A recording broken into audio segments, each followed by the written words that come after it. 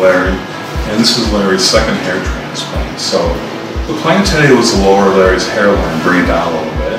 The way I like to do that is I sit with Larry and we go over the plan. I know where it looks good cosmetically, but I tell Larry that I want his input too, because everybody has a little bit of a different idea on how they want to do hair.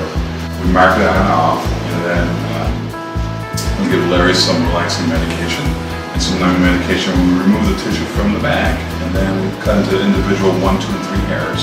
And then what we do is we come along, we make some sites in the front, and when we're redoing the front hairline, we like to put a lot of hairs, as much as we can, in the front, just to kind of build up that area so it's nice and natural. And then, as you can see right now, we have Kim and Anna. They're placing the grafts into Larry. Larry, you feeling pretty comfortable right now? Oh, I'm glad. Yes, yeah. So we're just really trying to improve his look, and I think we're going to do a really nice job on Larry today.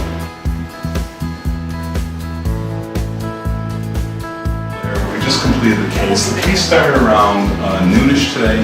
It's a little before 4, and we're all completed.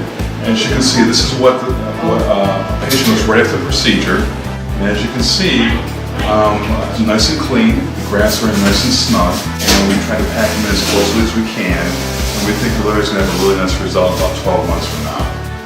So this wrap that Ariel's applying has some gauze in the back, which is pressing against the donor site to keep everything nice and quiet in there.